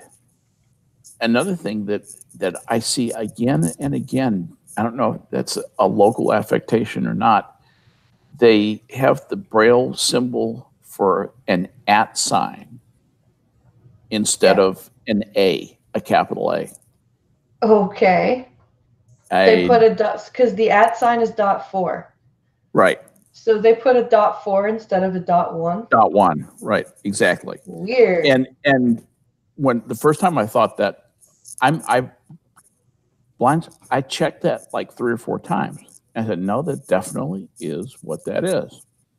And so I was at my wife's doctor's medical building, and you know, I was in the elevator, and I looked, and I said, "It's a .4. That should be an A. It's Alvarez." And not it's like Admiral. Admiral. It's like, what the fuck? And I've seen that like 3 or 4 places. I have no explanation for that. I don't. I've looked. I've spurged out on the internet trying to find an answer to that. No reference. Nobody's talking about it. I just have to believe that I've run into a strange bunch of coincidences. Yeah. But anyway, yeah. So. But it opens up in a wider world for you when the other thing is Braille. When they write stuff in Braille, it's very they concentrate a lot of information in a few characters. Yes, they do. A lot of abbreviations. Yeah, like when you're doing grade 2 Braille, the word "not" is just shortened to N. The word people is just that threw me. I didn't realize that existed. I just have been discovering that the other day, literally the other day. Yeah. Yes. Because I see N and it's well, that probably means not there. Yeah. But it's just N. And if you see N with a .5 in front of it, that's name. That's the word name. And then if you see a .5 in front of the P, that's the word part instead of people. Interesting. Yeah. I don't know that I will get that much farther into it. I've probably spent way more time on it than I'll ever get out of it. But it's just interesting to open up that kind of a world and see what's in there, and sighted people just, Braille are those funny looking symbols, those funny bumps that you see on elevators. That's where everybody notices them. And but once you start looking for it, there's a lot of Braille everywhere. At least in Texas, there is. We've got Alex has library books that he brings home from school. And he's always like, "Can you read this to me, Mom?" And I'm like, "No, honey, it doesn't have Braille on it." Yeah. And he goes, "Why?" And I'm like, "Well, because you know, Braille's not everywhere. You can't just go to the library and get a Braille book." Why? I don't know, sweetheart. Yeah. It's expensive. I imagine it's very expensive to produce Braille. That's why I said it costs money. It costs money? Why? And it's the people who don't learn about costing money and about money being scarce who become the whining millennials who just go out and scream at the camera when they're dissatisfied. Yep. We have that conversation with Alex a lot. Daddy has to go to work? Yes, honey. Why? So that we can have money, so that we can eat. Right. Exactly. Let's see. How many restaurants use Braille menus? Not very many. Not very many at all. I wonder how many you can request a Braille menu from. I wonder if you walked into Red Lobster and said, "I want a Braille menu." It depends on there's a certain group of restaurants, like the charcoal group, like Swiss Chalet. Oh, really? Stuff like that has Braille menus. But there are a lot of places where you go and say, "Can I have a Braille menu?" And they go, "What?" What? And you go, a Braille menu. What's that? Never mind. Just thanks for playing. Wow. And then you get, or we get to say a new pita place or like a burrito place. That was the funniest one. We went to a burrito place. Yeah. And Pinkala was like, told the person, "Hey, can you tell my wife what types of stuff you've got here? Because I've got to go run out and grab the debit card. I forgot it in the car." And she starts telling me what a burrito is, what a quesadilla is. And I'm like, "Okay, I know what they are. I want to know like your particular restaurant's options are on the menu. Like what type of burrito do you guys make? What type of quesadilla do you got?" Like or Pinkala will get the impatient, "Why are you reading the menu to her?" And he's like, "Because she can't see it." "What do you mean she can't see it?" "Well, she's blind." "Oh." Well, the thing about Braille menus is you think about they change items, they change prices. You have to print an entirely new menu. That's why you only need to print like one. You don't need a whole stack of Braille menus because you're not going to have a lot of blind people coming to your restaurant. Right? Because blind people are a small group. Right. So you only need one or two. And what's really frustrating is that there are organizations like in Canada, the CNIB, or in the States, there's a company called BrailleWorks that advertises free menu translation for restaurants. But people don't want or don't like take the time to look these up. Like the CNIB will do it for free up here for any restaurant because it is an accessibility thing. Really?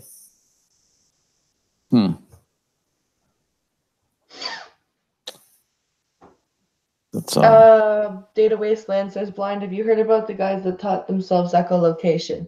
Yes, there are quite a few blind people who attend the School for the Blind in Brantford, W. Ross McDonald. There are often people there who don't use their cane. They click. I'm not one of those people. I can get around without using my cane, and I don't have to make a clicking noise. If I know where I am, I used to piss off my teachers a lot because I would go around my school without my cane, and I would carry my books in my arms like everybody else did. And they're like, you're going to walk into people, or, people might not realize it's you, and they might walk into you, and then they'll feel bad. And I'm like, why would they not feel bad about walking into anyone else? Like, what? Yeah. It's just me. Everyone else walks into each other and just goes, fuck you. Like, really? But like, so I used to be able, like, I used to get around without my, and it was like, fine, I'll use my fucking cane. Yeah. Right. But yes, I have heard of people that teach themselves echolocation. I don't do it because for me, it's one of those social things that it's not really, like, I'm not one of those, I don't want to be thought of as weird, so I won't do it. But there are like certain blind people things that you do need to like work on doing or not doing to not seem like a complete whack job in society. And there are some blind people or some schools for the blind that don't work on cutting them out, like rocking. I don't know if you've seen any blind people that rock. Yes. But there are a lot of blind people that rock back and forth. Why is that?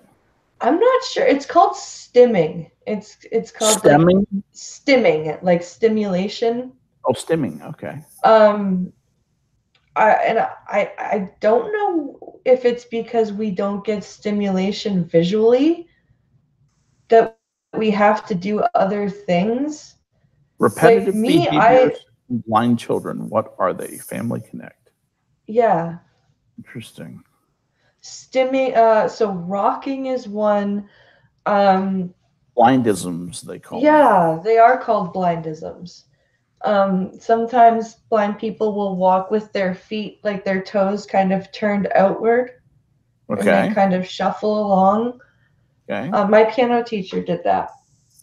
Eye pressing, hand flicking, spinning, rocking back and forth or side to side with the whole body or just the head, jumping in place for long periods, historically have been called blindisms or STEM for stimulation. I do the jumping thing. Interesting. Writers and researchers on the subject believe this hunger for physical stimulation is real, that the child needs or wants something and is trying to express that need. They say it's important to figure out what the need is and then find a way to meet it, preferably with more socially acceptable alternatives. And eye pressing or rocking might be solutions for when the child feels bored, sad, anxious, or tired. Spinning might be a way for a young child to orient herself in the environment. These sound like speculations, intuitive speculations. Nobody knows why they do them. They have no idea. And a lot of the reasons that adults continue is because either they were at home with their parents and their parents didn't know how to redirect them, or they were at a school for the blind that was like, oh, it's just blind people stuff, and didn't work on didn't work on the long-term goal of reintroducing them into the sighted world. Yeah. Because when you're at a school for the blind, it's very much a I call W. Ross McDonald Planet Blind, because it literally feels like you have left the planet Earth and you have stepped into a totally different world, and it's very isolated. Is it? Oh, it feels isolated. It feels very isolated. That's interesting. Can you elaborate on that at all? Why it feels that way, or what about it feels isolating? It's most of the reasons are if you talk to the students, the high school students there, who live in residence, they don't let you go very far. Okay. They let you go maybe to the Tim Hortons on the corner. Oh, really? But okay. You're not really allowed to go out. And there's actually a huge class action lawsuit going on with W. Ross McDonald for abuse allegations of all nature, like physical, sexual, psychological, for half a century. Basically, there are people that are coming forward who are in their 50s and 60s that are like, yeah, I was subjected to the same things. And it is very isolating. I went there when I was 16 because my stepmother insisted that I at least do a tour, because I was trying to live with my father at the time, and she wanted me to go to the school for the blind, basically, okay, so she didn't have to drive me to school. Yeah. So she wanted me to go to the school for the blind in Brantford during the week, and then come home to dad's on the weekend. And then she wanted my mom to pay child support, even though I wouldn't be there during the week. Yeah, if it wasn't for her, I probably would have lived with my father, but that's a whole different story. Yeah. Wow.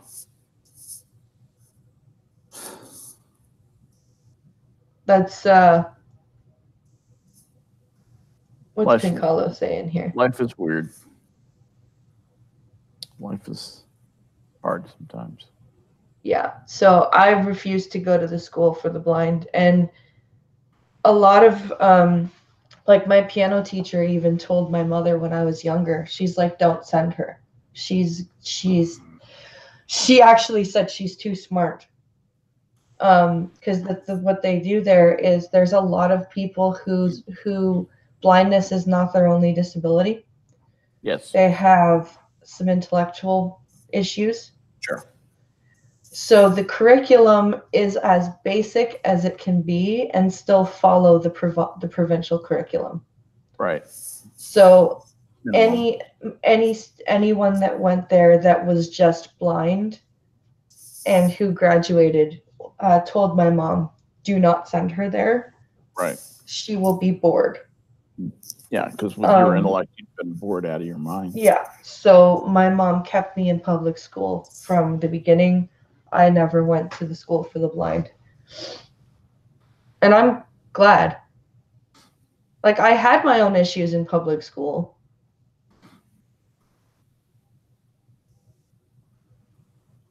But I would much rather have stayed at a public school than go to W. Ross.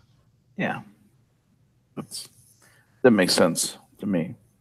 Sounds like they try and do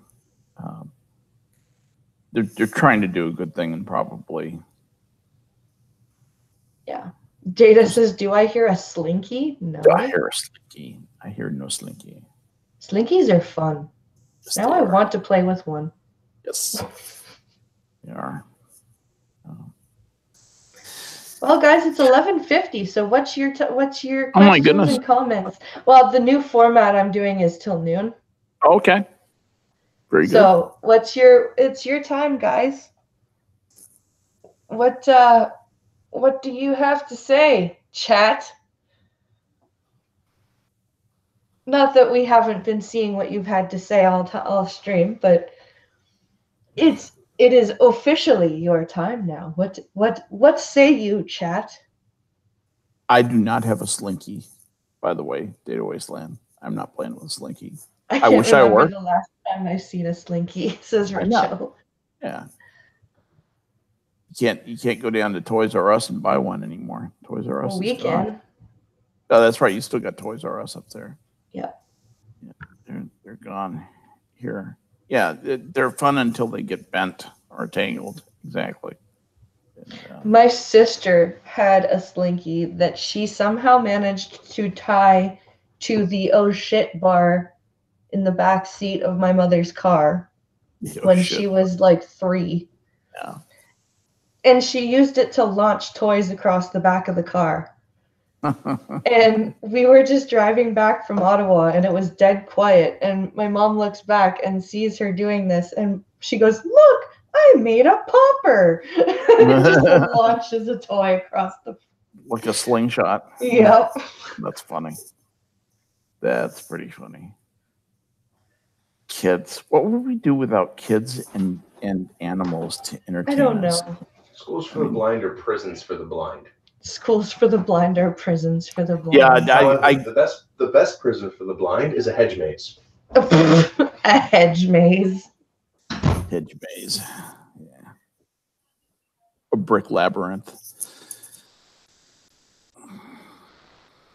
What are my thoughts on Vegan Gaines losing his channel? I think Vegan Gaines is a dick, but I think if you were going to take his channel away for some of the things that he's been saying, you should have done it like years ago. Don't do it like... If it's okay for him to point guns at his screen and say, "What if I shoot your fucking head? What if I shoot you in the fucking head? Is that okay?" If that's fine. Man, he had some pretty bad videos that were up though. Now the thing is though, no one should have their channels taken down. No one should be pulled. Well, I agree. If this had happened a decade ago, YouTube would never have gotten. No, Pincalo cannot hear you. I can't hear Jack. Skep, sorry. All right. Well, but yeah, if you want to look at it that way, there should be no pulling of channels. Back in the day when we had video responses to have arguments back and forth, I miss those days. Like imagine that if the video response system had been flagged the way it is now, nothing would have gotten off the ground.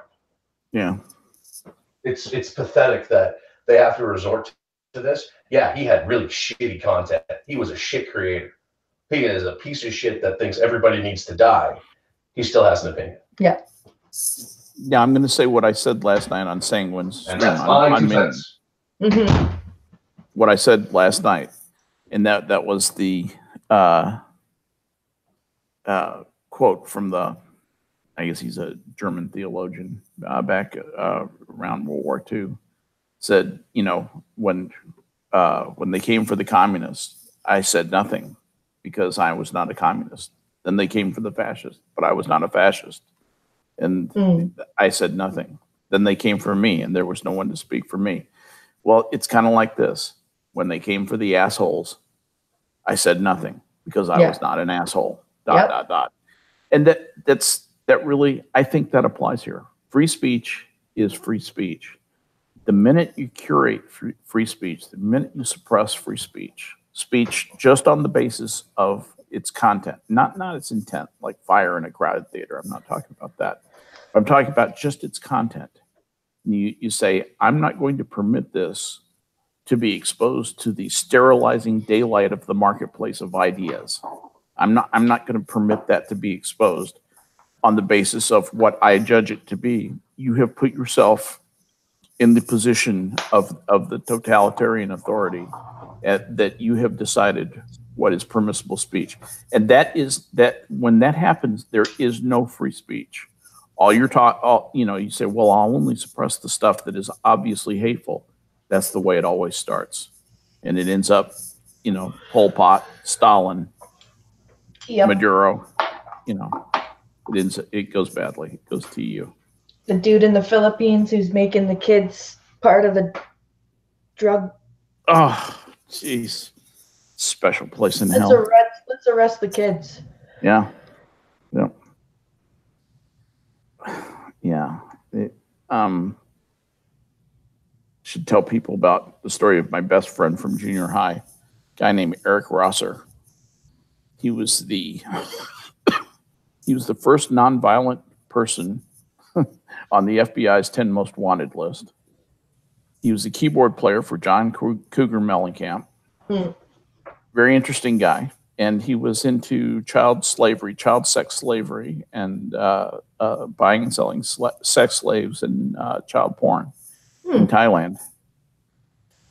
Served years and years in Thai prisons and U.S. prisons. I think he's back in Thailand. This is my little friend, Eric Rosser, the guy with whom I started the Douglas Valley Rock Hunters Club in 7th grade at the Air Force Academy. His father was a mathematics professor, I think. No. He was an economics professor at the Air Force Academy. And he was also almost my next door neighbor. And we both love to collect rocks, semi-precious stones, all kinds of rocks, geodes, anything. And Eric took a different path. Eric majored in music at the University of Indiana and was a hotshot concert pianist and worked with John Mellencamp, and then went completely off the rails and started selling children into sex slavery, because you do that. Oh, yeah. You know, you just wake up one day. You know what would make me some money? Kids. Yeah. Yep. When he was a fugitive, I actually called America's Most Wanted and did a bio description, just an accounting of everything I knew about Eric when I found out what he had done. Because I wanted them to catch him too. Yeah. And he was in Europe at the time. He was luring kids from broken homes into sex slavery and selling them to Arabs who were taking them to Kuwait and to Saudi Arabia. Awesome. Yeah, he's a great guy. Great guy. And then he spent like 15 years in a North Carolina maximum security prison. Good. And now he's back in Thailand with his wife, who they have an open marriage, as they say, and have sex with kids all the time there in Thailand. How nice. Jesus Christ. Yeah, I know.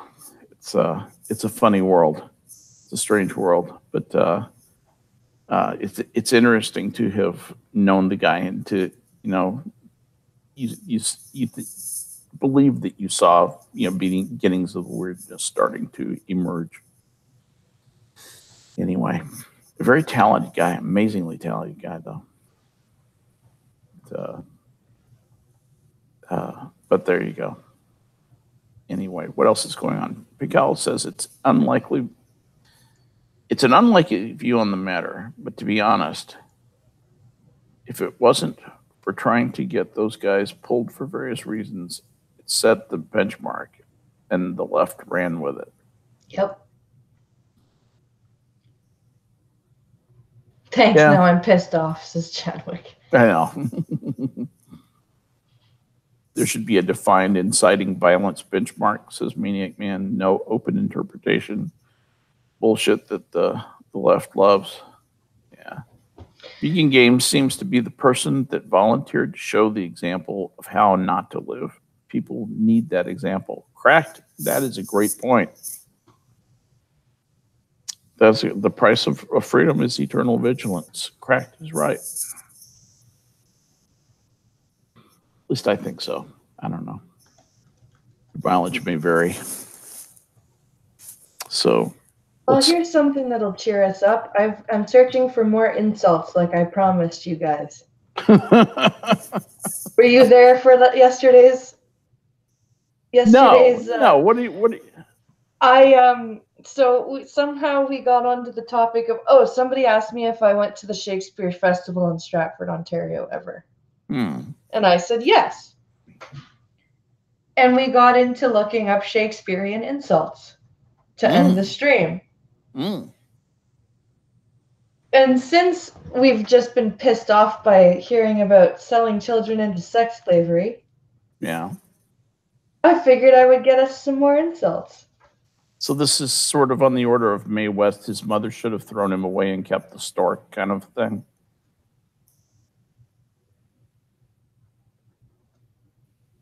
Where's the freaking...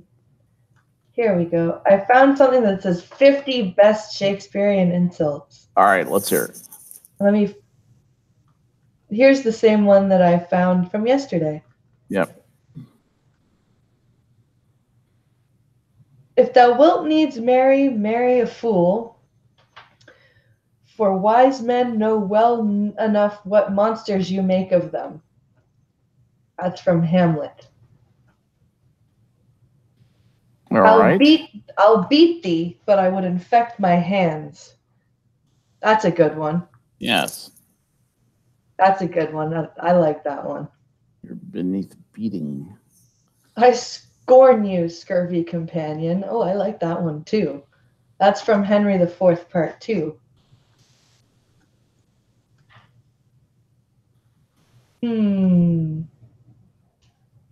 you want to hear some other old, but not from Shakespeare, but old insults, from English history?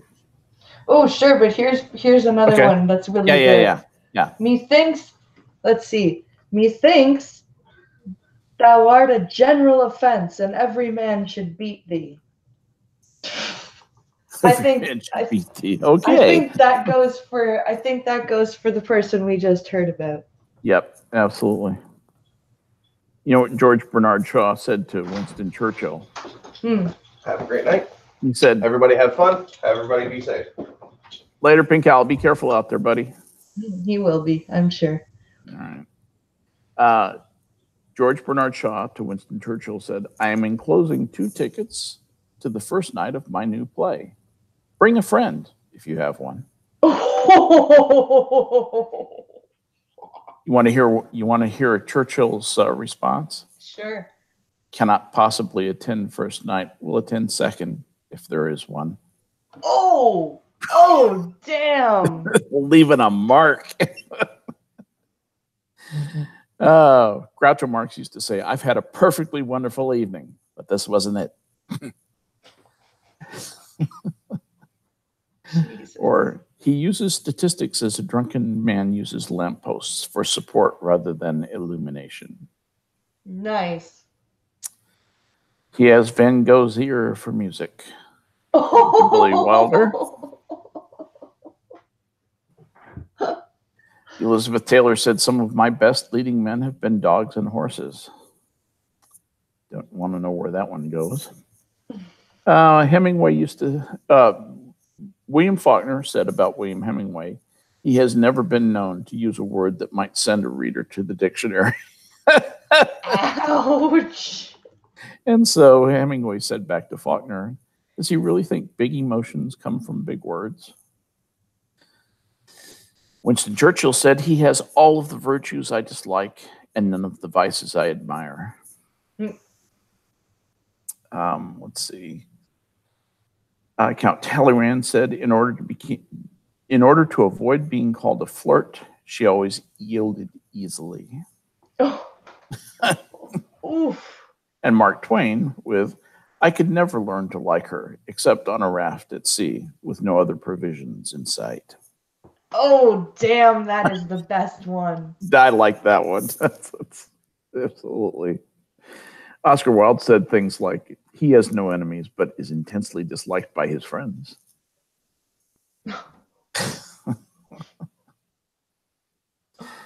Irvin S. Cobb used to say, I've learned about his illness. Let's hope it's nothing trivial. And Dorothy Parker said, the woman speaks 8 languages and cannot say no in any of them. Let's see. Walter Kerr says he has delusions of adequacy. Oh, wow. I like that, actually. There's nothing wrong with you that reincarnation won't cure, according to Jackie Leonard. But what James Rustin said about Richard Nixon, he inherited some good instincts from his Quaker forebears, but by diligent hard work, he overcame them. Ooh. And on that note, guys, I think we'll end the stream. I hope that cured your anger and made you giggle. Oh, wait a minute. I've got one other funny thing to leave. This is just a funny item. Ariana Grande had a new tattoo put on her hand. This is absolutely true, and I'm reading it. And I've looked this up, and it's correct. There's a minor error in it, and it was supposed to say 7 rings. And in Japanese, it's two Japanese, I think they call them Kenji characters. Mm-hmm. And instead it says barbecue grill, no fooling. Oh, God. That's oh, amazing. Boy. That's going to leave a mark. That is amazing. Yes. She, and all of Japan is all a Twitter about it. I would imagine it's funny as hell. They looked at the tattoo on her hand and said, barbecue drill. No, it's supposed to be 7 rings. They went, oh, well, that character is supposed to be like this. I think that's hilarious. She has enough money to get it fixed, though. But anyway, there you go. On that note, I really do thank you guys for coming out, and I hope you enjoyed the stream. Thanks for having me on again. Oh, no worries. I enjoy it. I like Wednesdays with Skep. I think it's fun. Yeah, I enjoy it too. And also, if you're around tonight at 11:30 Eastern, 10:30 Central, come to the Minions of the Zoo, where Skep Talk is keeper tonight, and I will be there. You bet. Yay. So, I hope everyone has a great rest of the day, and come by tomorrow morning at 10 a.m. Eastern for another coffee stream. And be careful out there, guys.